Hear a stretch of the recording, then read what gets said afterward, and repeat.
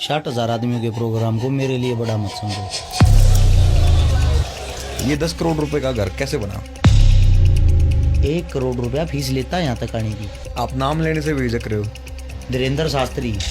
ये इस प्रकार की बातें आप सोशल मीडिया पे वायरल होने के लिए, हवा बनाने के लिए नहीं कर रहे। जिस दिन हरियाणा का यूथ जाग गया और मेरा साथ देना शुरू कर दिया ना, उस दिन मैं सिखाऊंगा राजनीति क्या होती। कुछ लोग तो ये भी कहते हैं कि पाकिस्तान से फंडिंग है। अगर मंदिर मस्जिद से ही देश का हाल होता है तो फिर मेरा मानना ये, घरों में मत रहो, हर चीज को मंदिर मस्जिद बना दो। और आप लोगों के सामने मैं ये सेट करता हूँ, मैं छोड़ मुंह ढक देना। अगर एक औरत का हो सकता है उसका खुद का बच्चा भी पीछे से देख के ये बोल दे अपनी माँ को क्या माड़ है। अगला चुनाव आप लड़ेंगे? वसंता लगभग कोई करोड़ों रुपए का। ये जो दवाइयों का काम है वो काम ना तो मेरा है ना मेरे नाम है। यूट्यूब फेसबुक से तो आप भी कमाते हो। कृष्ण भगवान की शादी में कितनी गायें काटी गई। हरियाणा के अंदर हर मंदिर और गौशाला में जब रागनी प्रोग्राम होता है उसके अंदर लड़कियां नचाई जाती हैं। जो आरती जी हैं उनके बारे में कहा जाता है कि उनके और आपके उनकी शादी से पहले ही कुछ संबंध है। ये आंखों में पानी अभी भी आ रहा है आपकी बात सोचते हुए। पाजी गरीबी बहुत नजदीक से देख रखी है, गरीब की क्या हालत होती है ये अच्छे से जानते हैं। मेरी पत्नी पर्दे के पीछे सबसे ज्यादा रोती है। अंदर से बहुत स्ट्रोंग हूँ मैं जेल जाने से नहीं डरता, मैं मरने से नहीं डरता, मैं कटने से नहीं डरता। घर से निकलता हूँ कभी ये नहीं पता होता मैं वापिस आऊंगा या नहीं आऊंगा। हर्ष भाई नमस्कार। भाई को राम राम। कैसे हैं जी आप? बहुत बढ़िया, आप बताओ। मैं बढ़िया हूँ जी। मैंने एक आपके प्रोग्राम अटेंड करने के बाद एक वो डाली सोशल मीडिया पे फोटो। काफ़ी भाइयों के मेरे पास मैसेज आए कि आप तो बिक गए।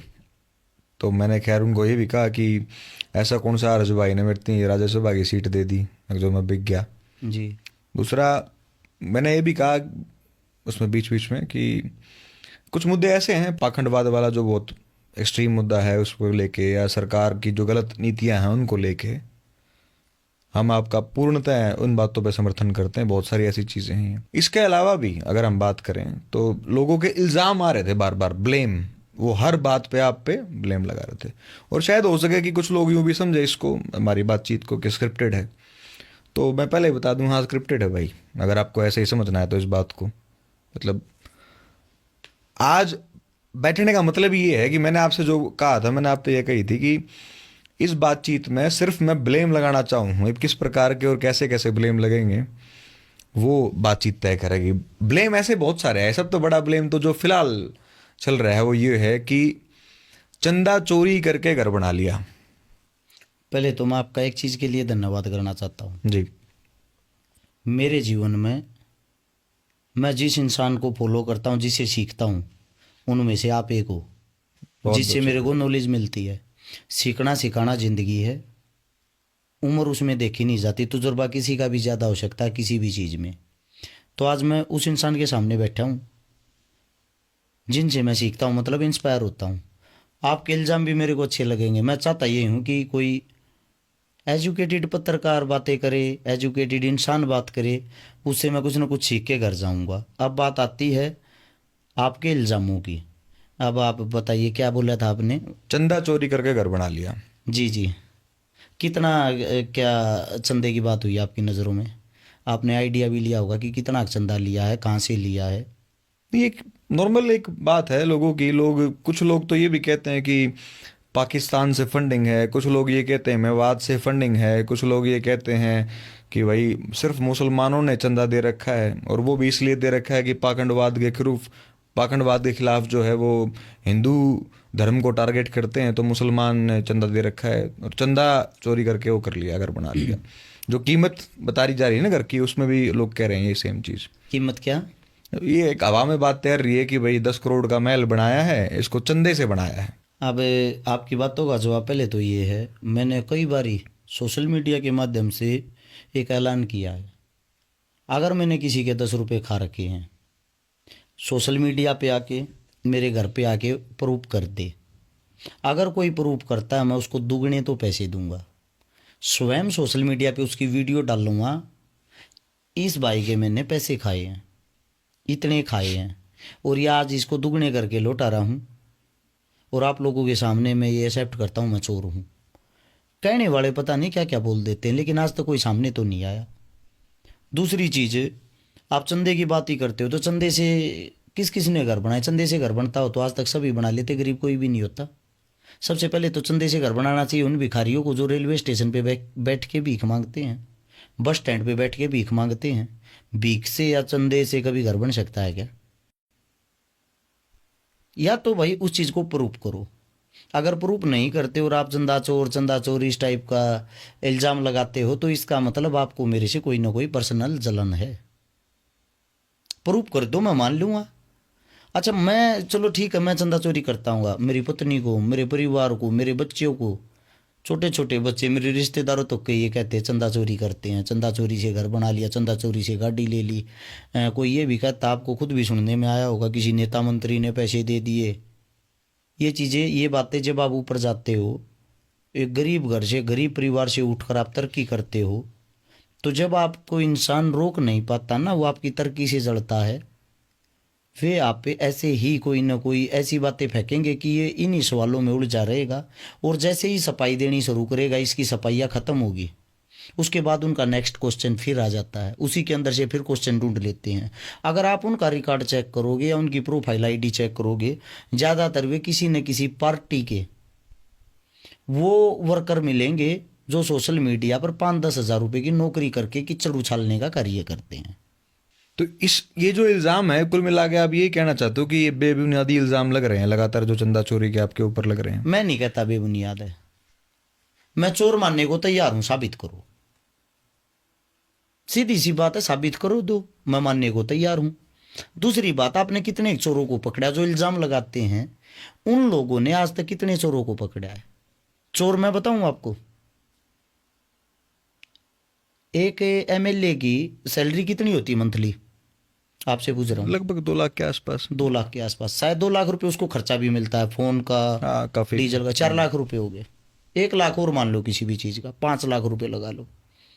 सालाना उसके कितने रुपए हो गए सैलरी के? 12 पंजे 60 लाख। अब 60 लाख में 5 साल के अंदर उसके कितने रुपए हो गए? 6 पंजे 30, 3 करोड़। 3 करोड़ रुपए वो सालाना कमाता है, वो खर्चा भी करता है, गाड़ी भी घुमाता है, शहर के अंदर भी रहता है।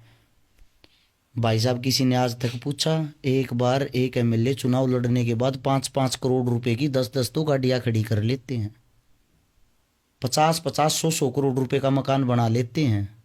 क्या ये पत्रकार, क्या ये सोशल मीडिया किसी एमपी एमएलए से पूछ सकती है ये कि आपकी टोटल सैलरी तो 3 करोड़ थी, उसमें आपने घर को भी चलाया, गुजारा भी कराया, ये 500 करोड़ रुपए का, 1000 करोड़ रुपए का बिजनेस कैसे खड़ा कर दिया?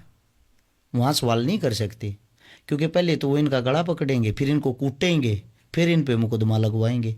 वो हमारे जैसों को रोक सकते हैं, उनको हमारे जैसों को आगे नहीं बढ़ने देना। उनको ये शांति नहीं है कि गरीब घर से ऊपर उठ के ये तरक्की क्यों कर रहा है, ये किसी से सवाल जवाब क्यों करता है। अगर मेरे सवाल में कोई कमी हो, मैं बोलता हूँ असली चोर तो वो लोग होते हैं, असली लुटेरे तो वो लोग होते हैं, हमारी मेहनत से हम जो टैक्स देते हैं उससे वो अपना घर भरते हैं। भाई साहब, रोकना तो उनको रोको। दूसरी बात, क्या हर शिकारा ने पहली बार मकान बनाया? मकान तो आधे देश ने बना रखा है, मतलब इस बात को भी मुद्दा बना दिया कि चंदे से मकान बनाया, चंदे से मकान बनाया है।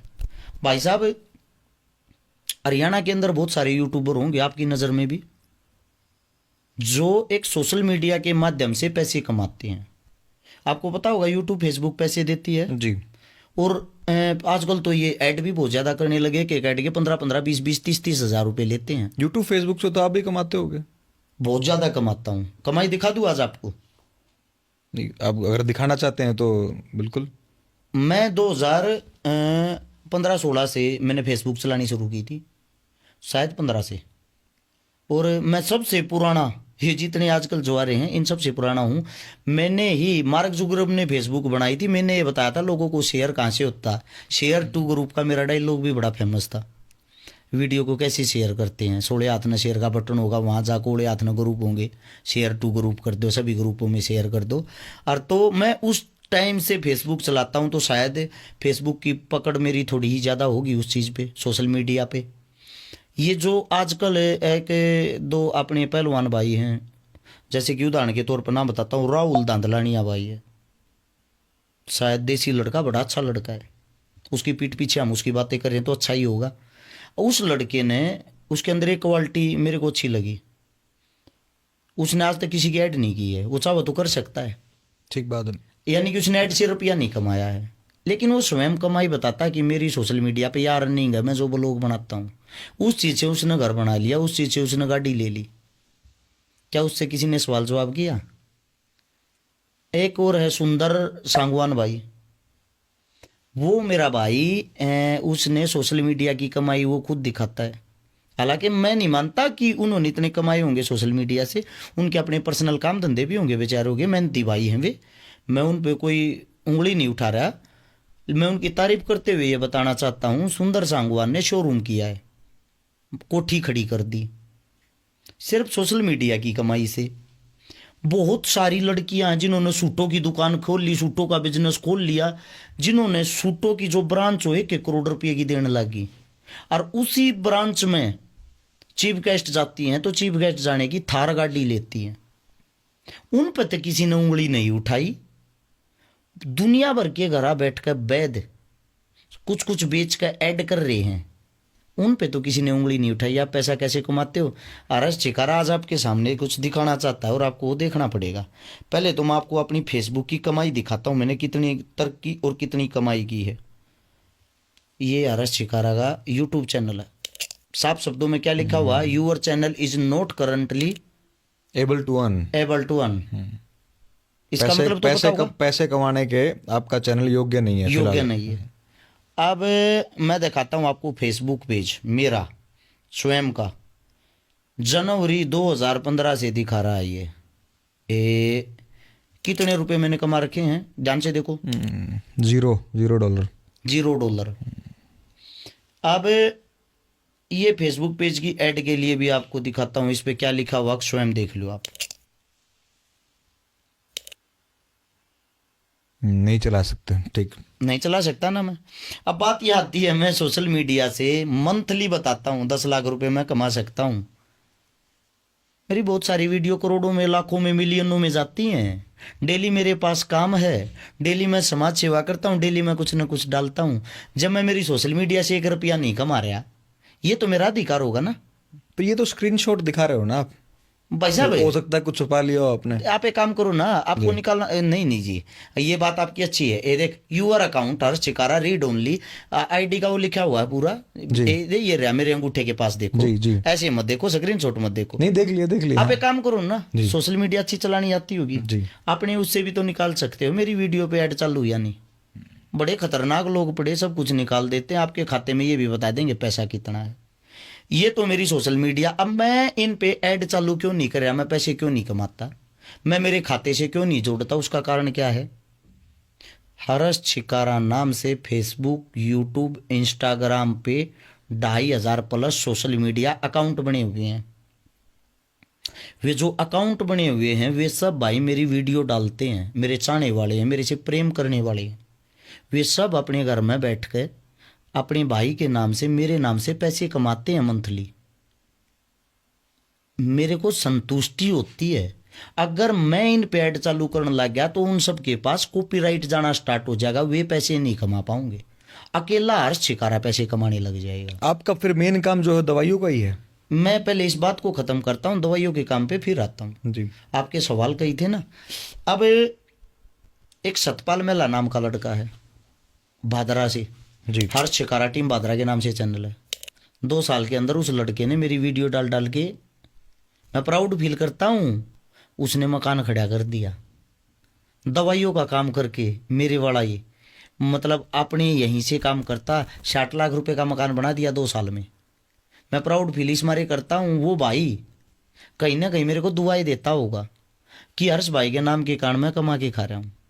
एक राजपाल सिसोदिया भाई है, राजपूत समाज का मेरा अपना, वो भाई मंथली 50 से 60 हजार रुपये कमाता है। पहले ट्रक चलाया करता सिर्फ वीडियो डाल के। एक विजू पलथाना भाई है, वो उसने कल स्क्रीनशॉट डाल रखा था कि एक फोटो पे हर्ष छिकारा के साथ मैंने एक फोटो डाला था भाई के साथ, उस फोटो पे पता नहीं कितने डॉलर आ रहे हैं। हर्ष छिकारा चाहता तो कितने रुपए कमा लेता खाली सोशल मीडिया से। जब सोशल मीडिया से मैं पैसे नहीं कमा रहा, पैसों की भूख नहीं है। अब बात करते हैं चंदे की।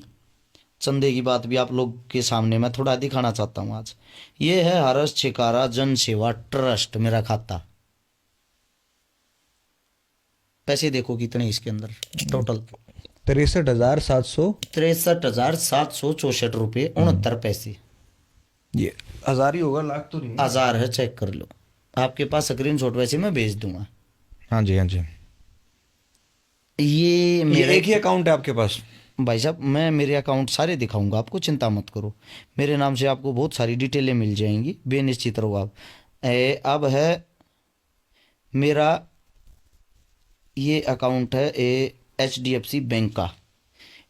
मेरे अकाउंट में लास्ट आज तक जो रुपये इकट्ठे हुए हैं वो ये हुए हैं, 2,79,556 रुपये हुए थे। 2022 से इस अकाउंट को HDFC बैंक ने फ्रीज कर रखा है। मेरे खाते में आज तक ये रुपये हुए हैं। इससे दूसरा जो अकाउंट की बात करते हो, मेरे पास कोई अकाउंट या कोई चीज़ ऐसी है नहीं जो मैं चलाता हूँ, मैं यूज़ करता हूँ। ये मेरी कमाई है। अब बात करते हैं दवाइयों वाली, जो आप दवाइयों की बातें कर रहे थे। जिस वक्त ये अब सरकार की तरफ से जो भी जांच चल रही थी, मेरे पे कोई शक या शंका थी, उस टाइम पे मेरे सारे खाते चेक हुए थे। एक हफ्ते तक सब कुछ चेक हुआ था। कहाँ से कमाई आती है, कहीं पाकिस्तान से फंडिंग तो नहीं होती, कहीं मेवातियों से फंडिंग नहीं होती। 34,000 रुपये मेरे खाते में मिले, 96,000 रुपये मेरी पत्नी के खाते में मिले। रही मकान को किराए की बात वाली जो बात है, या ये कहते हैं कि किसी नेता का नाम लेकर उसने 10 करोड़ 20 करोड़ रुपए दे दिए होंगे, उन्होंने तब मकान बनाया। अब मैं आपको इस चीज़ का भी स्क्रीनशॉट दिखाता हूँ, चुनाव कब था और मकान बनाना स्टार्ट कब हुआ था, ताकि आपको इस चीज़ का अच्छे से पता लग सके। अब सबसे पहली चीज़ तो ये आती है, नेता जिन्होंने रुपये दिए, जो आदमी इस चीज़ का प्रचार करते हैं, मैं उन आदमियों से सिर्फ एक ही बात पूछना चाहता हूँ। मैं जब किराए के घर में रहता था तब तो किसी साथी ने मेरे को ये बात नहीं पूछी या ये बात नहीं बोली कि भाई आप दुख तकलीफ में रहते हो, कैसे रहते हो। किराए के घर में रहते हुए मैंने मदद की, चंदा लिया है, मैंने मना नहीं करता, लिया होगा चंदा लगभग कोई करोड़ों रुपए का, लेकिन उन गरीब बहन बेटियों के लिए लिया है जिनको मैं एक आखिरी उम्मीद लगता था। मेरे घर के बाहर आके जिन्होंने ये कहा भाई ना तो गाँव ने मदद की ना किसी साथी ने मदद की, उम्मीद करके तेरे दौर आए हैं भाई, तू मना मत कर दिए, तेरे घर के बाहर कार्ड धर कर जा, हाँ और जब तू नहीं आया ना भाई, हमारा ब्याह नहीं होगा, हमारे फेरे नहीं होंगे। अब यहाँ पे इंटरेस्टिंग बात ये है, आपने खाते दिखा दिए, पैसे खातों में नहीं, सोशल मीडिया से नहीं आ रहे। आपकी दवाइयों वाली जो कंपनी है, आप कह रहे हो वहाँ पे उनके अकाउंट में भी पैसे नहीं थे, उस समय आपके अकाउंट में नहीं थे पैसे, चंदा आपने लिया ही आप स्वीकार कर रहे हो। तो ये या तो चंदे का पैसा इस्तेमाल हुआ घर बनाने के लिए, या फिर जब आपने इलेक्शन लड़ा तो आप पे जो एक इल्ज़ाम लगता है कि आपने 5-7-10 करोड़ रुपए जो है वो दूसरे कैंडिडेट से, जो बीजेपी का कैंडिडेट था डॉक्टर अरविंद शर्मा, उनसे लिए। अब जो चंदे की आप बात कर रहे हो, आपकी बात मैं बता देता हूँ। जानना तो हम यही चाहते हैं, बना कैसे ये 10 करोड़ रुपए का घर कैसे बना? ये घर की बात पे तो बाद में आते हैं, पहले तो ये चंदे वाली बात तो क्लियर कर लेना जी। अब जो आप कह रहे हो चंदा दिया घर बनाने के लिए, ये फोटो देखो क्या डेट की है, डेट ऊपर लिखी हुई होगी साहब, 13 जुलाई 2024। हाँ जी। ये मेरी पत्नी ही होगी जी। मेरे ही घर की नींव रख रही होगी, दिखती होगी, हाँ वहीं पे जी, वहीं पे है। अब चुनाव जो था वो था 5 अक्टूबर का, और घर की नींव कब रखी गई? 13 जुलाई 2024 को। चुनाव 2024 को 5 अक्टूबर का, इसके 3 महीने बाद था। भाई साहब आप इतने महान कैसे हो गए कि आपको घर बैठे नेता 10-20 करोड़ रुपए दे देंगे, ले बेटा तू चुनाव लड़। अगर ऐसा हो तो मैं तो ये कहूँ सब हिंदुस्तानी जितने हैं सब लूट लो इन नेताओं को यार, सभी पैसे ले लो, ऐसे पैसे मिलते हो तो। भैया जी जब हमारी नींव पहले ही रख ली थी, हमारा घर पहले ही बनना स्टार्ट हो लिया था, घर बनने का एक कारण था। अगर मेरे पास पैसे होते सेक्टर 23 में घर बनाता मैं, वहाँ जंगल में जाके नहीं। सेक्टर 23 में एक मकान था, मकान नंबर 2238, उस मकान के अंदर मैं रहता था। वो 75% वाला था, यानी कि 25% बना हुआ, 75% खाली वाला। मकान के अंदर 2 कमरे थे। उस मकान के अंदर हम रहते थे तो उसका किराया 7,000 रुपये था। उसमें रहते हमने लंबा टाइम हो गया था। उस मकान की कीमत हमने जिस टाइम पे मिल रही थी वो हमने मिल रहा था 75 लाख रुपए का। हमने सारे यारे प्यारे रिश्तेदार तरफ ये मांग कर इकट्ठे करने की सोची क्योंकि मेरी पत्नी की उस मकान के साथ आत्मा जुड़ी हुई थी। आका हमने इस मकान में रहते लंबा टाइम भूल गया, मैं ये लूँगी, हमारा जुगाड़ होगा जब बना लूँगी। हमने जोड़ तोड़ कर सब क्या लोन लाने की सोच साच कर जो भी जुगाड़ होया हमारा बैठा 65 लाख का। फिर हमने 5 लाख की और ब्याज पर बात करी तो 70 लाख का जुगाड़ होया, 75 हमारे से इकट्ठे नहीं हुए। अब जो 5 लाख रुपए थे वे इकट्ठे करने हमारे लिए मजबूरी होगी, कहाँ से करे, तो उसके ऊपर वो मकान छोड़ना पड़ गया। अब 2 महीने बाद वही मकान सेक्टर 23 के अंदर आ गया, बूम, वो प्रॉपर्टी बढ़ती बढ़ती वो करोड़ का हो गया, 1.25 करोड़ का हो गया, 1.5 करोड़ का हो गया। 2024 में जिस वक्त इस मकान की नींव रखी उस टाइम लाख रुपए के लगभग गज जमीन होगी, यानी कि 350 गज का जो मेन गली है, मेन गली के ऊपर लगभग 2.5 से 3 करोड़ रुपए का प्लॉट हो गया। अब हमारा इतना जुगाड़ था नहीं। अब इतना जुगाड़ नहीं था तो जहाँ जाते थे हमारे को एक बात बोलती थी पब्लिक, बढ़िया फिर है पंचायती बाड़े इतने बड़े पर है, किराए के मकान में पड़ा, खुद का मकान बना लेना। मेरे साले को यह बात पिंच हुई, उसने मेरे से एक बात कही, भाई शर्म आवा है घनी, चाहे कर्जा कितना हो जाए, किराया कितना हो, वो पैसा कितना ही उठाना पड़ जाए, पहले मकान बनाऊंगे। मन ने भी उसका मुंह देखा तो सेम उसकी बहन का भी मुंह था, मेरी पत्नी का। ये बातें सोचते हुए हमने प्लॉट लिया, जहाँ ये मकान बना रखा 4900 रुपये गज, 4900 रुपये गज, 1166 गज का प्लॉट, लगभग वो 50-51 लाख रुपया का प्लॉट पड़ा। अगर उसकी ज़मीन सेक्टर 23 में लेते 50 गज का फ्लैट नहीं आता। वहाँ वो ले लिया, वहाँ वो लेकर उसके ओटड़े करके एक कमरा बनाने की सोची थी पहले, जिस वक्त यह नींव भरी जा रही है। वहीं बैठकर चुनाव लड़ने की सोची थी। आग भाई चुनाव लड़ लिया तक की सारा है। वहां से हमने जब चुनाव लड़ने की सोची तो साथ के साथ हमारे मकान में चिनाई चालू थी। रुपये लगाए मेरे साले ने, रुपये लगाए आरती ने, मकान की मालकिन है आरती, नाम है उसके, मेरे साले की जो धर्मपत्नी है, दोनों रहते हैं यूके में, बाहर देश। मेरे जो ससुराल है, अगर आपने किसी वीडियो के अंदर भी देखा हो, उनका जो स्वयं का घर है, उनकी लिपाई भी उतरी हुई है। मेरे बच्चों को वो पढ़ते हैं, क्योंकि मेरे जीवन का यही नहीं पता मैंने कितने दुश्मन बना लिए हैं। जब भी आप जुल्म के खिलाफ लड़ोगे, हक की आवाज़ करोगे, आपको पता नहीं होता आपने कितनी बड़ी दुश्मनाई मोल ले ली है। और उनका खुद का घर छोड़ के उन्होंने सबसे पहले मेरा घर इसलिए बनाने की सोची कि मैं बाहर भीतर घूमता हूँ हर समय, मेरा घर ठीक होगा तो हमारी इज्जत बनी रहेगी। काफ़ी लंबा संघर्ष, काफ़ी लंबा टाइम हो लिया किराए के मकान में रहते हुए।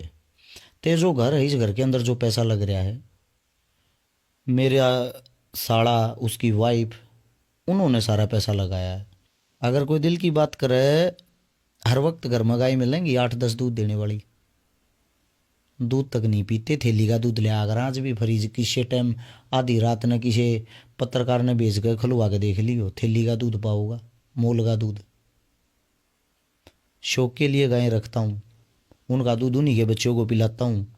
मन मेरे जीवन में मतलब कि जितना संघर्ष मैं कर रहा हूँ, वास्तविकता ये है शायद हरियाणा में कोई कर रहा होगा, और उसके बाद भी हम सोशल मीडिया पर गालियाँ खाते हैं चंदा खाने की।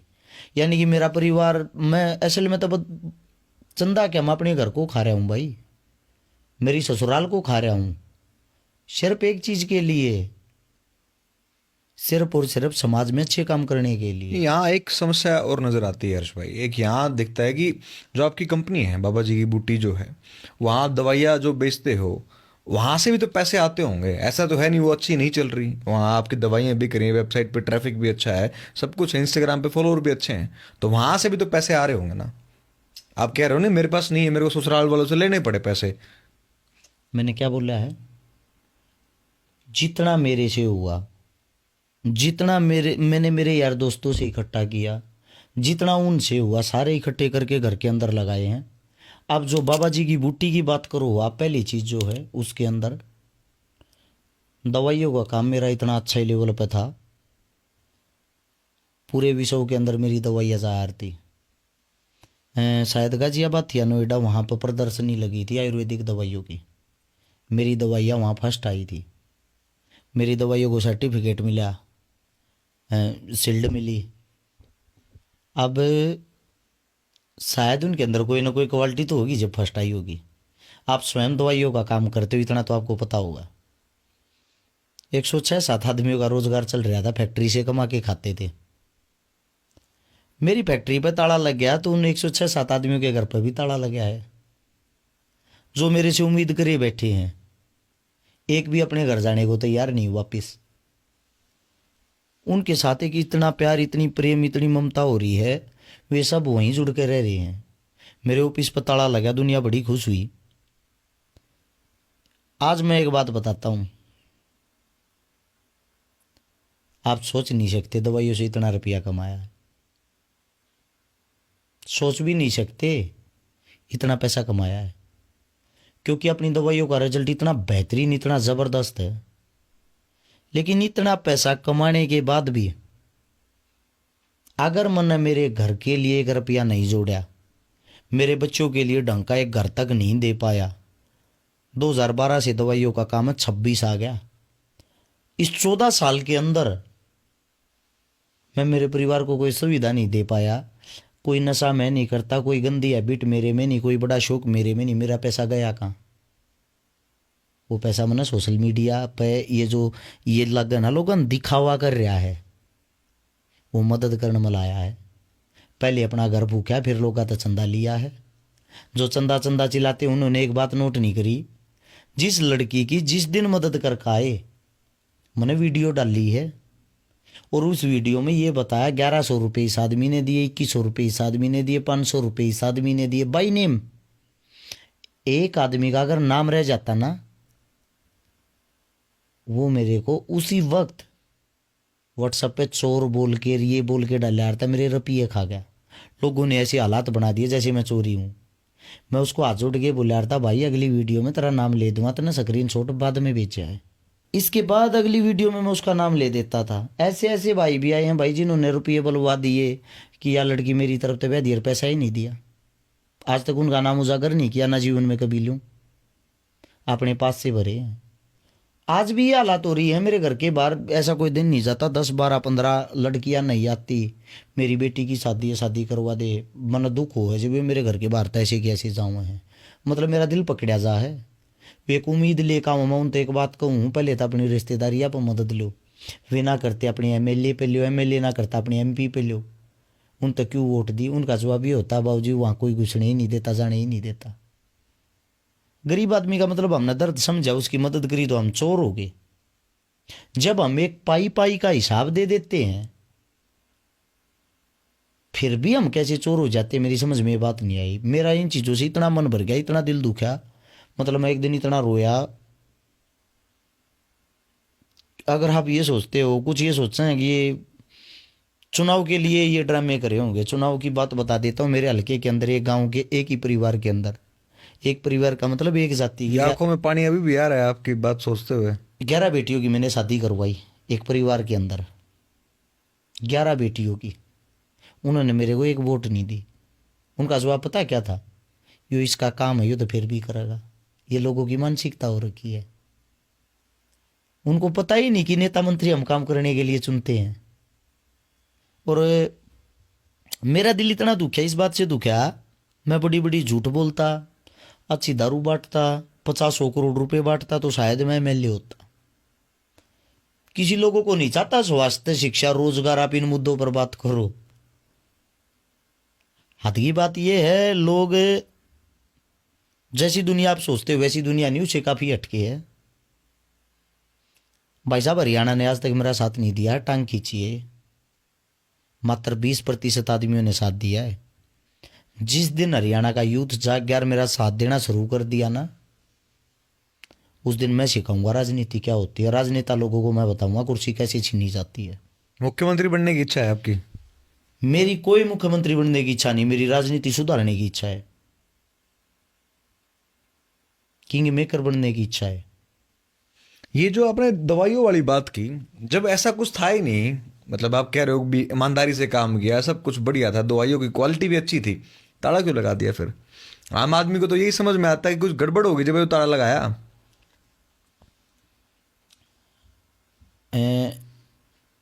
सरकार अपनी तरफ से कोई भी जब कार्य करती है, देखो उनका अपना कार्य अपना तरीका होता है, रेड कहीं पे भी कर सकती है, लेकिन मुकदमा आप पे तब दर्ज होता है जब आपके अंदर कोई कमी मिलती है। जब हमारी दवाइयों के अंदर कोई कमी हो, उसकी कोई रिपोर्ट आ जाए, रिपोर्ट आने के बाद अपराध साबित हो जाए, तभी तो कुछ कार्रवाई होती होगी। हमारे पे कार्रवाई कैसे हुई है? सैंपल भरे गए हैं, सीधा मुकदमा दर्ज, बीएनएस की धाराएं लगा दी, तुरंत हर्ष शिकारा को उठाओ, नीचे से जमानत कैंसिल कर दी। आज आपको एक और आज की बात बताता हूँ, मैं ये जो दवाइयों का काम है, वो काम ना तो मेरा है ना मेरे नाम है, मैं सिर्फ ऐड करने वाला हूँ, एडवर्टाइज करने वाला। दवाइयों का जो मालिक है वो तो और भाई है। अब मैं ऐड करने वाला हूँ, ऐड करने वालों पे मुकदमे दर्ज होते हैं, तो इन सभी पत्रकारों पे मुकदमे दर्ज होने चाहिए जो 10, 12, 15 हज़ार रुपये लेके ऐड करते हैं। सब उन एक्टरों पे मुकदमे दर्ज होने चाहिए जो किसी शैम्पू की, किसी तेल की, किसी साबुन की ऐड करते हैं। होने चाहिए, नहीं होने चाहिए? अकेला हर्ष शिकारा पे मुकदमा दर्ज क्यों? और मुकदमा भी कैसे? पहले दवाइयाँ लेके गए हैं, अभी तक उनकी लेबोरेटरी की जांच की रिपोर्ट ही नहीं आली। उनके अंदर जब तक भाई साहब कोई कमी ही नहीं पाई, तो मेरे पे मुकदमा किस बात का? यानी कि क्राइम ही नहीं हुआ तो मुकदमा किस बात का? बात सिर पे एक है कि हम किसी भी मुद्दे पर खुल के चर्चा करते हैं, और ये चीजें सत्ता में बैठे, जो कुर्सी पर बैठे जो इंसान, उनसे देखी नहीं जाती। बाबा साहब भीमराव अंबेडकर ने एक बात कही थी, आप कुर्सी पे बैठने वाले नहीं बन सकते तो कुर्सी को हिलाने वाले जरूर बनो। उनको लगता हम कुर्सी को तो हिला तो रहे ही हैं, कभी बैठ ना जाए। लड़ाई है ये। लोग खूब हंसे, खूब मजाक बनाया, अब फंस गया, अब ये हो गया। उनको मेरा ये दुख दिखाई नहीं दिया कि तुम्हारे लिए बुरा क्या किया, तुम्हारे लिए लड़ी तो रहा, की बात ही तो कर रहा है। ऐसी ऐसी बातें बोल दी, हमारे भगवान का मजाक उड़ाया, हमारे धर्म का मजाक उड़ाया। भाई साहब एक वीडियो दिखा दो जिसमें मैंने धर्म का मजाक उड़ाया हो। मैं बोला हूं पाखंडवाद के खिलाफ। धीरेन्द्र शास्त्री के खिलाफ तो बोलते हो आप। धीरेन्द्र शास्त्री धर्म है? मैं आपसे पूछना चाहता हूं। नहीं, धर्म तो नहीं है। फिर इंसान होगा क्या? पाखंडवाद नहीं फैला रहा? ठीक बात है। जब वो एक यात्रा पे थे, अब आप बताना हम गलत है या सही है, उस वक्त उनको एक डॉक्टर की जरूरत पड़ी। 4 से 5 किलोमीटर पैदल चलते। दूसरों का इलाज, वो कैंसर जैसा भयंकर इलाज पर्ची से ठीक कर देते हैं, खुद का बुखार ठीक नहीं हुआ। क्या हमारा ये सवाल करना गलत था? लोगों ने सीधी हमारे को माँ बहन पता नहीं कैसी कैसी गालियां देनी शुरू कर दी। हरसुद्दीन, जट मुल्ला, मुल्ले की औलाद, और पता नहीं क्या क्या। छोटी सी बात से मतलब आप धर्म के रक्षक हो, दूसरी की माँ बहन को तो गालियों से भर देते हो। कैसे हो सकते हो आप धर्म के रक्षक? वास्तविकता तो ये है, जितने गाली देने वाले हैं वो सिर्फ और सिर्फ स्वार्थी लोग हैं, जो धर्म की आड़ का नकाब पहन के, धर्म की आड़ में नकाब पहन के अपना उल्लू सीधा कर रहे हैं। ये धर्म के रक्षक नहीं, धर्म को बदनाम इन लोगों ने कर दिया। जिसकी आप अभी बात कर रहे हो पाखंडवाद को लेके, वो क्या धर्म का प्रचार फ्री में करता, मुफ्त में करता है? आप बुलाओ अपने यहाँ पे जहाँ बैठे हो, एक प्रोग्राम करवाओ उनका, जिनका भी आपने नाम लिया। 1 करोड़ रुपया फीस लेता है यहाँ तक आने की। आप नाम लेने से भी झिझक रहे हो। धीरेन्द्र शास्त्री मुकदमे का डर तो नहीं है? भाई साहब चल रहे हैं दुनिया भर के, क्या डरना है? मुकदमे ऐसे ऐसे चल रहे हैं, आप सोच के हंसोगे। हिंदुस्तान के अंदर क्या ऐसी कोई धारा किसी को आप बधाई दोगे और आप पे मुकदमा दर्ज हो जाएगा? संविधान में तो नहीं है मेरे पे मुकदमा लगा हुआ है। क्या कोई ऐसी धारा है? एक 250 गज का मेरे पे प्लॉट कब्जाने का मुकदमा लगा हुआ है, अखबारों में निकलवा दी। हर्ष शिकारा तो इतना बड़ा बाहुबली है कि प्लॉट कब्जा लिया, प्रशासन ने कार्रवाई करने से भी मना कर दिया। और मैं ये पूछ रहा हूँ जज साहब से, जज साहब ये तो बता दो प्लॉट कौन सा है? स्वयं जज साहब को भी नहीं पता प्लॉट कौन सा है। शिकायतकर्ता जो है उनका भी प्लॉट नहीं है, उनको भी नहीं पता हमारा प्लॉट कहाँ है। हद की बात नहीं है। इल्जाम तो एक और है। मैंने परसों एक ऐसी रील देखी थी, उसमें एक भाई इल्जाम लगा रहा था 2009 में आपने किसी डॉक्टर की कोई गाड़ी उठाई, डॉक्टर का अपहरण किया, इस प्रकार का कोई इल्जाम था। देखो वो लोगों का काम है, मेरे को तो पता नहीं इन बातों का, ये कहाँ से आ जाती हैं, कौन करता है, कैसे करता है, दूर दूर तक इन बातों का नहीं पता। नहीं, इस प्रकार के इल्जाम ऐसा तो है नहीं कोई कोई दिन भर बैठा है कोई एआई में हर चिकारा के ऊपर कौन सा इल्जाम लगाना है वो बात बना रहा है। कुछ ना कुछ तो कहीं ना कहीं तो लिंक होगा, किसी प्रकार की कोई बात होगी। भाई साहब इल्ज़ाम की बातें ऐसी है, आपको बदनाम करने वाले आपकी हर बात को एक मुद्दा बना देते हैं। आप किन किन मुद्दों को सच मानोगे, क्या पता क्या से क्या क्या बना देते हैं। ये भी बना रखी मैं 100 200 पता नहीं कितने करोड़ का मालिक हूँ, मेरे को खुद ही नहीं पता मैं कितने करोड़ का मालिक हूँ। ये बस इन चीज़ों में ही सुनता हूँ। एक और मुद्दे की बात बताता हूँ, लोगों ने मेरे को भरपूर गालियाँ दी भर भर के एक बात के ऊपर, पाखंडवाद के लेके ऊपर जब हम बोले, मैंने एक बात बोली थी कि कृष्ण भगवान जो थे उसकी शादी में बिला हर्ष चिकारा ने बोल दिया कि 1 लाख गायें काटी गई थी। इस वीडियो की उससे काफी आपका वो हुआ सुना था। होगा, बिला हमारे धर्म की ऐसी तैसी कर दिया, हमारा धर्म बदनाम कर दिया। काफी आहत हुई उनको। पहली बात तो आहत उनको तब नहीं हुई भाई, ये जो इनको क्या बोलते हैं, ये जो जैसे कि धीरेन्द्र शास्त्री क्या हैं, कथावाचक। कथावाचक, ये जो कथावाचक अपनी कथाओं में कहते हैं, तब आपकी भावनाएं आहत नहीं होती। दूसरी बात, आपके जो गूगल देवता जिसको आप सत्य मानते हो, ये गूगल पे मैंने सर्च किया है कृष्ण भगवान की शादी में कितनी गायें काटी गई। अब आप पढ़ो क्या लिखा हुआ था गूगल पे सर्च करने से, एक बार गौर से पढ़ना, यहीं से पढ़ लो। एक लिखा हुआ 1 लाख गाय इसमें लिखा काटे हुआ जाने 1 का दावा लाख है। गायें काटे जाने का दावा किया है। दावा। हर्ष चिकारा ने तो नहीं किया ना ये दावा, दावा है ये भी, हाँ। मैंने तो नहीं किया ना। अब इस पे आप चेक करोगे तो इसमें लिखा हुआ था सोशल मीडिया का दावा है, वास्तविक का दावा है, रुक्मणी के विवाह में 1 लाख गायें, 2 लाख खरगोश, 3 लाख कछुए, पता नहीं क्या क्या लिख रखा है। ये कथावाचक अपनी कथाओं में बोलते हैं। भाई साहब ये हर्ष चिकारा के शब्द नहीं है, हर्ष चिकारा वो बोल रहा है जो कथावाचक बोल रहे हैं। मैं इसीलिए कहता हूँ ये आपके धर्म को बदनाम कर रहे हैं, हमारे धर्म को बदनाम कर रहे हैं। और हम उनका बांडा फोड़ते, हर्ष चिकारा के सिर पर बांडा फोड़ रहे हैं, हर्ष चिकारा ने बदनाम कर दिया 1 लाख गाय काटने का। ये आपका जो अभी रिसेंटली उद्घाटन हुआ है घर का, इसमें भी एक पोस्टर वायरल हो रखा है सोशल मीडिया पे, वो भी काफी चल रहा है। आप इस प्रकार के लोगों को बोलते नहीं हो कि ऐसे पोस्टर क्यों लगा के आप घूम रहे हो, किसी को क्यों कोशिश कर रहे हो। धीरेन्द्र शास्त्री हैं उसमें, साध्वी देवा ठाकुर हैं उसमें, और उनको ये दिखा रखा है कि इनकी जो ऐसी कोई बातचीत है उसको डांडा नौली वाले की बात दिखा रखी है कि इनको जुत्ती पे नोक पे रखूँ मैं। लगभग मेरा मानना ये प्रोग्राम के अंदर जो मेरे से मिल के गए, खाने के हिसाब से, हलवाइयों के हिसाब से, टीम के हिसाब से 60,000 आदमी ऐसे थे जो घर के प्रोग्राम तक पहुँचे। कई हज़ार आदमी ऐसे थे जो जाम के कारण वापस चले गए। घर तक आने के 5 रास्ते थे, 500 रास्ते 5-5 किलोमीटर दूर तक वो लोग थे। अब सब आदमियों को हम पर्सनली तौर पे तो जानते नहीं, सब आदमी ऐसे ये भी नहीं है कि हम पहले मिले हुए हैं। अब वहाँ कौन क्या लेके आता है, वहाँ दोस्त भी आया दुश्मन भी आया। उसके अंदर एक बात बताओ, अब जो पोस्टर लेके आया है, जिस पोस्टर की आप बात करते हो, वहाँ पे तो बहुत सारे आदमियों की जेबें भी काटी गई है। क्या वे चोर भी हम लेके आए थे? वहाँ पे तो बहुत सारे आदमियों के फ़ोन भी चोरी हो गए, पैसे भी चोरी हो गए। क्या वे भी हमने करवाए हैं? क्या है, कुल मिला के जो आम जनता है वो पाखंडीवाद से पक चुकी है। उनकी अपनी जो मानसिकता, उनकी अपनी सोच है, वो कुछ भी छपवा लाते हैं, कुछ भी कर देते हैं। अब उसमें हर्ष चिकारा का क्या दोष है?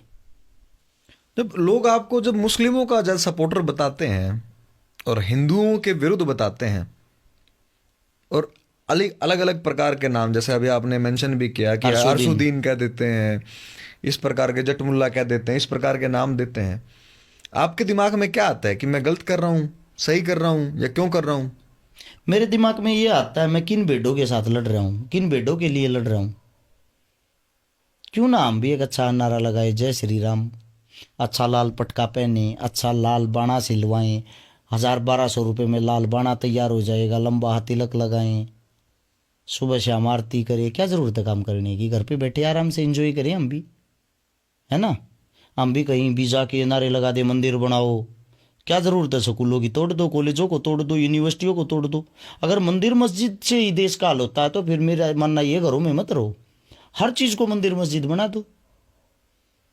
भाई साहब बात ऐसी है, मेरा मानना ये है जो पाखंडवाद है वो धर्म को भी खा गया, संस्कृति को भी खा गया, शिक्षा को भी खा गया, स्वास्थ्य को भी खा गया, रोजगार को भी खा गया। मुद्दों तक लोगों की सोच को पहुंचने नहीं देते। हमारे जैसे कुछ आदमी अगर मुद्दों की बात करते तो उसको दे गाड़ियाँ, दे गाड़ियाँ, दे गाड़ियाँ। या तो कांग्रेसी बना दो, या उसको मुस्लिम बना दो, या पाकिस्तानी सपोर्टर बना दो, या बाहर से फंडिंग वाला बना दो। आपका जो फंक्शन था उस फंक्शन में मैंने एक चीज़ नोटिस की कि वहाँ पे बहुत सारे लोग ऐसे थे जो सहारनपुर इन्फ्लुएंस के या मेवात इन्फ्लुएंस के लोग जो मुस्लिम कम्युनिटी से बिलोंग करते हैं। क्या कुछ खास लगाव नज़र आता है आपका इस टाइप के लोगों के साथ? भ्राताश्री प्रेम नहीं पता कहाँ हो जाता है। आपको वो दिखाई दिया, आपको एक लड़का और दिखाई नहीं दिया जो मलोड पंजाब से आया हुआ था, सरदार जी था, रोहतास नाम था, ई रिक्शा चलाता है, जिसके पिता की मृत्यु हो चुकी है, जिसका भाई नहीं है, भाई की मृत्यु हो चुकी है, 500 से 600 रुपये कमाता है वो ई रिक्शा चला के। वो लड़का यहाँ मेरे पास 3 दिन रुका। मैं जब घर के अंदर आया तो मैं पोछा लगा रहा था, तो मेरे साथ उठा के पोछा लगाने लग गया और मेरे हाथ से छीन के, भाई ये क्या कर रहे हो आप? मैं बोला हम पर्दे के पीछे अपना काम स्वयं करते भाई, आप हमारे लिए आए हो, आप हमारे मेहमान हो, रेस्ट करो। बोलने से भी नहीं माना। उस लड़के ने उठा के सारे शीशे साफ किए, 3 दिन घर में काम किया नौकरों की तरह। मेरे दिल दिमाग में से मतलब मैं स्वयं स्वयं को कोसता रहा, मैं इसको ऐसा क्या काम दे सकता हूँ। वो लड़का ये बोल रहा है भाई मैं आपके पास रह सकता हूँ, अब मैं उसको ऐसा क्या काम दूँ, क्योंकि मैं खुद ही बेरोजगार हो रहा हूँ। जो वास्तविकता कहानी है वो ये है, मेरा घर कैसे चल रहा है वो मुझे ही पता है। जब आपके सारे खाते सील कर दिए जाए, आपका घर सील कर दिया जाए, आपका कारोबार जीरो कर दिया जाए, सिर्फ एक चीज़ को लेके कि आप सरकार के साथ क्यों नहीं चलते, आप सरकार के खिलाफ कैसे चलते हो। हालांकि मैं सरकार के खिलाफ नहीं हूँ, मैं हूँ विचारधारा के खिलाफ। विचारधारा जो भी गलत होगी उसके खिलाफ आवाज़ उठाना हमारा मौलिक अधिकार है। अब वो जो लड़का है उसकी एक लड़की है, मेरा दिल दुख रहा जिस दिन वो जा रहा था कि इस लड़के को ये उम्मीद है कि मैं बहुत बड़ा आदमी हूँ, मैं इसको काम दे सकता हूँ। मैं अब अंदर से इसको ये क्या दिखाऊं भाई, कर्जा पर्जा लेके वो घर बन तो गया। असली ज़िंदगी का, असली कहानी का तो मेरे को ही पता है। तो उस लड़के को देने के लिए मेरे पास कुछ नहीं थे। मेरे दिल दिमाग में नहीं आया ये 3 दिन अपने घर आ होता तो शायद ये 500-600 रुपये कमा लेता। इसकी डैडी मर गई, इसके घर में चून या ई रिक्शा चलाया था। मैंने उसको जाते टाइम 3100 रुपये दिए, उसने मना कर दिया। पाजी मैं आपकी सेवा के लिए आया हूँ। पाजी आप मेरी सेवा के लिए आए हो, लेकिन आपके बच्चे वहाँ भूखे हो गए, मैं आपके बच्चों का पेट नहीं काट सकता। ये सम्मान लगा लो या कुछ भी लगा लो। वो लड़का अपने घर चला गया। वो मेरे से पल पल की मैं उससे रिपोर्ट ले रहा था, पाजी आप कहाँ पहुँच लिए। वो मेरे को बताता है मैं यहाँ से अब ट्रक में बैठा हूँ। यहाँ से मैं उसकी भावनाएं समझ रहा था कि ये ट्रक में इसलिए बैठा है अपना किराया वगैरह बचाने के लिए। इस प्रकार की बातें करते वक्त आप इमोशनल, हाईली इमोशनल हो रखे हो। आंखों में लोगों को होंगे स्क्रिप्टेड कर रखा है सारा का सारा मामला। भाई मतलब सॉलिड आदमी, जबरदस्त आदमी, बॉडी बिल्डर और टाइप यूं दिखने लग रहा और इतना इमोशनल। पाजी गरीबी बहुत नजदीक से देख रखी है, गरीब की क्या हालत होती है ये अच्छे से जानते हैं। एक गरीब का क्या दुख दर्द होता है वो बड़े अच्छे से जानते हैं। अंदर से बहुत स्ट्रोंग हूँ मैं जेल जाने से नहीं डरता, मैं मरने से नहीं डरता, मैं कटने से नहीं डरता। मेरे जीवन का हर एक ड्रीम पूरा हो गया। मेरा ये आखिरी ड्रीम था मेरे परिवार के लिए घर बना के देना, ताकि मेरे बच्चे ये ना कोसें मेरी पत्नी पर्दे के पीछे सबसे ज्यादा रोती है। वो इसलिए उसको 1 मिनट का ही नहीं पता मेरे पति के साथ क्या हालात हो जाए। और घर से निकलता हूं कभी ये नहीं पता होता मैं वापिस आऊंगा या नहीं आऊंगा। मेरी पर्सनल किसी के साथ दुश्मनाई नहीं है। मैं समाज की लड़ाई लड़ने के लिए, समाज को सुधारने के लिए हम नहीं देख सकते ये चीज। किसी ने बोल भी नहीं रखा कि भाई तू समाज की लड़ाई लड़, लेकिन ये हमारा अधिकार है। मैं गरीब आदमी को नहीं देख सकता। वो भाई अपने घर जा चुका, उसके पीछे की बातें वो मेरे दिल दिमाग में घूम रहा है, मैं उसके लिए कर क्या सकता हूँ। मेरी यही सोच मेरे को परेशान करती है। इसी चीज ने मेरे को अमीर नहीं होने दिया। भाई साहब जब इतनी बड़ी सोशल मीडिया मेरे पास, मैं भी किसी चीज का प्रचार कर सकता हूँ, रोज के 1-2 लाख रुपए कमा सकता हूँ प्रचार करके, जो मेरा अधिकार भी है। मैं भी कुछ भी बेच सकता हूँ किसी के बाहर जाके, किसी के घर जाके। आज तक हर चिकारा किसी भी प्रोग्राम में जाके 1 रुपया अपने घर लेके नहीं आया, दे के आया है। अब मैं प्रोग्रामों में इसीलिए नहीं जाता, मेरे पास तेल के पैसे नहीं है, अपने घर बैठा हूं। रही चंदा चंदा चंदा, चंदे से घर चल रहा था जब तक चढ़ाई चली। किसी से चंदा नहीं लिया, जितनी मदद दे थी वो करनी बंद कर दी। मेरा नुकसान नहीं हुआ है, नुकसान उन बहनों का हुआ जो मेरे घर के बाहर आके मेरे को गालियां दे देखे गई हैं। एक तेरे से उम्मीद थी भाई, तू भी फोन फोड़ना में अच्छा लगा था, तू भी उन चोरा जैसा चोरा जैसे नेता मंत्री हो। अब ये गाली जब आपके सामने देकर जा हुए और खड़ा खड़े आप सुनो हो और उनकी आंखों में आंसू होते हैं, तो पता क्या होता है, आप इसकी आखिरी उम्मीद थे, आपने इसकी आखिरी उम्मीद तोड़ दी। ये दुख होता है अंदर से, कर भी क्या सकते हैं पाजी। आपको नहीं लगता आप जैसे इमोशनल आदमी कभी एमएलए एमपी पॉलिटिशियन बन पाएगा? Extremely emotional. सपने सारे खत्म हो चुके हैं असलियत में, सपना नहीं है कोई भी। एक यो जो समाज को लेके था, यो अब ये घर के ताले लगे, ये चीजें हुई ना, खत्म हो गए हैं। क्योंकि लोगों के जो हालात देखे ना, मतलब किसी के ताला लगने पे इतनी जो खुशी देखी उनकी आंखों में, चलो ठीक है जो भी है, सबकी अपनी सोच होती है। दुश्मन के घर भी ताला नहीं लगना चाहिए। नहीं, बहुत सारे लोगों ने आपको सपोर्ट भी पूरा किया है, पूरा जोर लगा के सपोर्ट किया है। सोशल मीडिया सपोर्ट से भी उतना ही भरा था। मैंने आपको ये बोला 20% आदमी ऐसे हैं जो असलियत को समझते हैं, जो जागरूक है, जो जिंदा दिल हैं, जो किसान नेता है, किसान योद्धा हैं, या किसी आंदोलन में लड़ते हैं, या हमारे खाप सरदारी के चौधरी हैं, वो अपने बच्चों के लिए हर वक्त स्टैंड लेंगे। वे आदमी हैं, लेकिन वे 20% है। उनकी लड़ाई 80% के साथ है। भाजी मैं हर महीने 3 4 5 तो तारीखें भुगतता हूँ। मेरी जितनी जो भी तारीखें, मेरा पर्सनल कोई केस नहीं है, 751 का मुकदमा भी नहीं मेरे पे, समाज को लेके हैं सब। हर महीने हरासमेंट होती है, घर के बाहर कब सीआईडी आ जाए, कब पुलिस आ जाए, या कब कौन सा विभाग आ जाए पता नहीं चलता। हम घर के बाहर पानी भी फेंक देते हैं, वो भी दूसरे तरीके से देखा जाता है। जब हम जिस 2238 मकान में रहते थे, उसका मंथली महीने का 4000 रुपये भी लाया करता। 2022 के अंदर जब पहली बार रेड पड़ी तो उस मीटर को भी उखाड़ के दूसरा मीटर ला कर गए। हमने बोला भाई ये मीटर क्यों उखाड़ा, इसका कारण क्या है? बोला ऊपर से आदेश, ऊपर पूछो। हम बिल भर रहे हैं पूरा, तो मीटर उखाड़ने का क्या वो? जब ऊपर किससे पूछे, ऊपर जाके पूछा तो ऊपर का जवाब ये था भाई और ऊपर सरकार से पूछो, सरकार के आदेश है।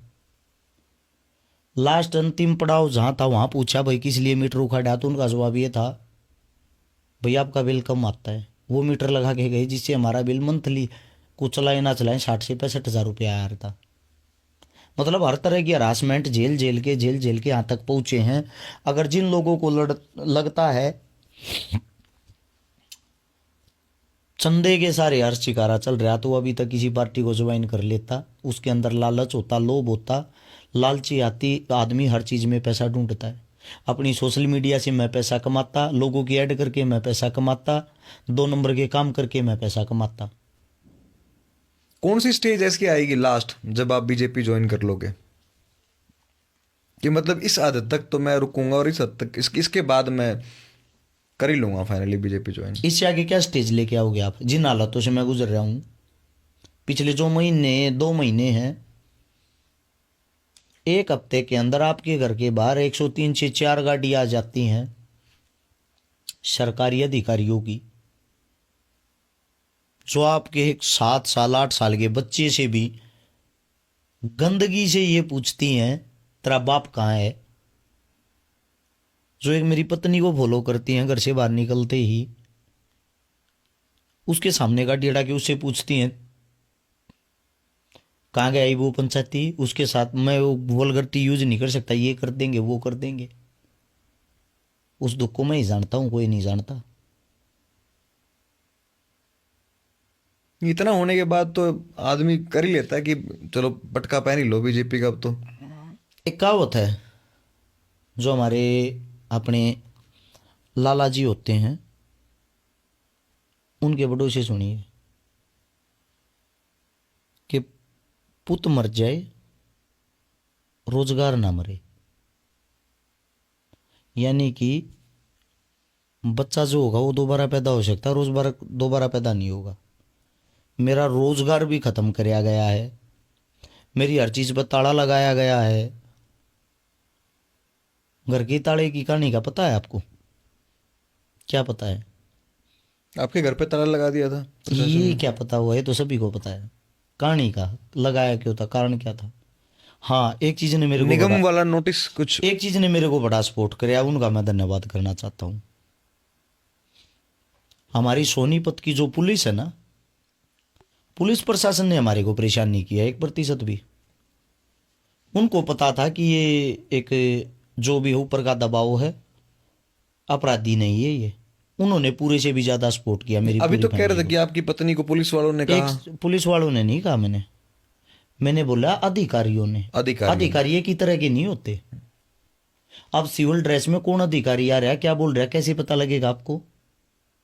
आपके घर के बाहर बोलोरो गाड़ी आ गई, 4-5 आदमी उतर गए, सबकी ड्रेस सेम है सिविल, क्या पता आपको कौन सा क्या है, ये किस प्रकार के अधिकारी हैं? आप सामाजिक कार्य कर रहे हो, आपको क्रिमिनल की तरह ट्रीट किया जा रहा है। क्रिमिनल ऐसे ट्रीट थोड़ी होते हैं। क्रिमिनल तो अच्छे से रहते हैं। क्रिमिनल होते तो शायद हमारे साथ ऐसा नहीं होता। बात सीधी सी ये है, जिस इंसान की कमर के अंदर रीढ़ की हड्डी होगी, वो किसी भी राजनेता को अच्छा नहीं लगता। रीढ़ की हड्डी का मतलब होता है स्वयं का वजूद, खुद की बैकबोन मजबूत होना। उन लोगों को मेरी बैकबोन मजबूत लगती है, फिर वो मेरा बैकग्राउंड देखते हैं, इसका बाप दादा काका कोई बड़ा नेता अधिकारी रहा है? जी नहीं। इसका बाप मजदूरी करता था, ये भी मजदूरी करता था, इतनी नीचे से उठ के आए तो ये कैसे ऊपर चला जाएगा? फिर आप पे वो प्रेशर बनाते हैं। आपको एक बात आज बता देता हूँ, किसी भी पार्टी का कोई भी नेता हो, वो आपको आम घर से उठ के आए तो कोई भी पसंद नहीं करेगा। आपके अंदर अगर हुनर होगा तो जनता आपको नेता बनाएगी, और जनता जब आपको नेता बना देगी जब वो पार्टी आपके पैरों में आगे बैठेंगी। लेकिन वहाँ तक का जो संघर्ष है, जो स्ट्रगल है, वहाँ तक आप जिंदा रह पाते हो या नहीं, क्या पता कितने अरमान, कितने नेता, कितने मंत्री ऐसे ही कुछ ले गए, मारे गए। अब क्या मैंने एक बात बोली थी, आपने शायद उस बात पे गौर नहीं की। 11 फरवरी को मेरे घर का उद्घाटन, उसके बाद ये नहीं पता घर 2 दिन का है या 3 दिन का। जी।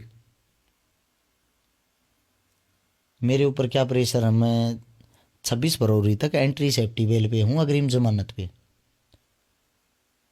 आज आपके सामने ये बातें पहली बार बोल रहा हूँ, किसी प्रोग्राम में शामिल नहीं हो सकता, किसी सामाजिक प्रोग्राम का हिस्सा नहीं बन सकता, कुछ भी मैं किसी के खिलाफ नहीं बोल सकता, ये मेरे पे पाबंदियाँ हैं। फिर भी मैं आपके सामने बैठ के आपसे बातें कर रहा हूँ। ये सब वो नोटिस जो चिपकाया गया वो 2 जनवरी को लगाया गया था, थोड़ा नोटिस पे बात कर लेते, यानी कि घर को सील। आपने वीडियो के अंदर देखा होगा, उस वीडियो में अंधेरा नजर आता है। जी। सुबह की बात लगती कि सुबह सुबह की वो है। बात रात की है। अब बात क्या है, 2 जनवरी को आप कानून को जानने वाले भी हो, अच्छे पढ़े लिखे भी हो, मैंने आपको देखा है, नोट किया, छोटी छोटी चीज़ों को रिसर्च करते हो। 2 जनवरी के दोपहर के 2 बजे ग्रैप 3 जो लगा था प्रदूषण फैलाने की चीज़ें, 2 बजे वो हटा दी गई थी सोनीपत के अंदर, ज़्यादा धुंध के कारण 2 बजे हटा दी गई थी। ग्रैप 3 जो है उसके आड़ में या उसका बहाना लेके अपना जो घर, अपने घर पे जो नोटिस लगाया गया, वो लगाया गया था शाम के टाइम। एक्चुअल टाइम क्या वो मुझे नहीं पता, रात का टाइम था। अब वो नोटिस जब चिपकाया गया उसके अंदर ये बात बोली गई थी कि ग्रैप 3 लग रहा है, इससे प्रदूषण फैलता है। मेरा जवाब ये था, हमारा कंस्ट्रक्शन का काम पूरा हो चुका है दिवाली पे। जब हमारा काम ही पूरा हो चुका है तो प्रदूषण किस चीज़ से फैलता है? उनका जवाब ये था कि प्रदूषण जो फैल रहा है वो फैल रहा है जो पेंट करते हो आप लोग, उससे भी धूल उड़ती है। मेरा सवाल ये था, पेंट तो हो ही नहीं रहा कहीं। आपको भी पता होगा इतना तो कि 5 बजे के बाद सर्दियों में कोई भी मिस्त्री मजदूर काम नहीं करता, अपने घर चले जाते हैं, उनका टाइम 5 बजे का होता है। जी। और जब वो रात के टाइम वो काम ही नहीं करते तो धूल किस चीज़ से उड़ रही थी? या तो उनको काम के लिए रंगे हाथों पकड़ा गया हो, या आप लोगों ने पहले कोई नोटिस जारी किया हो, तभी तो ताला लगा सकते होगे। ताला लगा दिया। ताला लगने से पहले की बात बताऊंगा तो आप हैरान हो जाओगे। 2 जेसीबी घर को गिरने के लिए आ गई थी 2 दिन पहले, नए साल पे मेरे को एक गिफ्ट दिया जा रहा था, यानी कि शायद 31 दिसंबर की बात हो। समस्या ये आती है, जो वहां जेसीबी लेके आए हुए थे वहां के ये देखते हैं इस मकान का मालिक हर्ष चिकारा है ही नहीं, गिरोगे किसको? मालिक तो आरती है कोई। बोले आप आरती का हर्ष के साथ कोई ना कोई कनेक्शन ढूंढो। अब आरती का हर्ष के साथ कनेक्शन ढूंढते, कहीं बहन तो नहीं लगती, बीवी तो नहीं लगती, ऐसा कोई कनेक्शन नहीं मिलता। नहीं जी, ये तो रिश्तेदार है। अब उनको ये हो गया मकान तो घेर दोगे, आरती रहती है यूके में, वहां से यूके से उन्होंने केस फाइल कर दिया या ऐसा कोई कदम उठा लिया, क्योंकि लड़ना मेरे को अच्छे से आता है। इस चीज को देखते हुए उन्होंने सोचा ज्यादा बड़ा पंगा हो जाएगा, आप वापिस भेज दो। उन्होंने जेसीबी वापिस भेज दी। लेकिन उनके दिल दिमाग में एक बात रही, बंद करना है तो करना कैसे है। उन्होंने फिर 1 तारीख को छोड़ के 2 तारीख को उसको सील कर दिया और उन्होंने बोल दिया कि कुछ कागजात है जो आपको दिखाने पड़ेंगे, उसके बाद हम इसको खोल देंगे। मेरा परिवार डेली कागज लेके, डॉक्यूमेंट लेके जाता है। हमारी जहाँ पे ज़मीन है नगर निगम के अंदर आती है, रेजिडेंशियल एरिया है, मयूर विहार की रजिस्ट्री हो रखी है। रजिस्ट्री के अंदर लिखा हुआ मयूर विहार, जो कि अप्रूव्ड कॉलोनी है। रजिस्ट्री है, इंतकाल है, प्रॉपर्टी आईडी है, प्रॉपर्टी आईडी का जो टैक्स भरा जाता है वो है। तो मेरे हिसाब से सारे डॉक्यूमेंट होने के बाद भी उसको खोला नहीं गया। बार बार हर जगह हमने धक्के खाए। फिर मेरे लिए तो पूजनीय है भाई, भगवान से कम नहीं है। एक तो गुरुनाम चढ़ूणी जी, राकेश टिकैत जी मेरा भाई, और अन्य जितने भी किसान नेता, मतलब इन दो का नाम स्पेशल क्यों ले रहा हूँ वो बाद में बताऊंगा। पहले जितने भी किसान नेता, जितने भी खाप पंचायत के चौधरी, जितने भी जिंदा दिल आदमी हैं, उन सब ने सोशल मीडिया के माध्यम से जब मुहिम चलाई और ये लगाए तो एक बड़ा जन समर्थन मिल रहा है इसको, कहीं बड़ा मुद्दा ना हो जाए, फिर उसको ऑटोमेटिकली अपने आप रात के टाइम किस टाइम खोल के गए हमें नहीं पता, वो खोल दिया।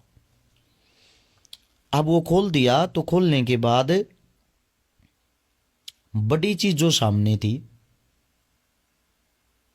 वो ये थी कि किसी भी टाइम इसको घेर सकते हैं। ये बातें मैं आपको इसलिए नहीं बता सकता, मुकदमा चल रहा है। कुछ चीज़ें ऐसी हैं जो आप बिना एडवोकेट से, वकील से पूछे या उनकी सलाह मशुरा करे बगैर बोल नहीं सकते। लेकिन आप ये मत समझना कि वो मकान पक्का है।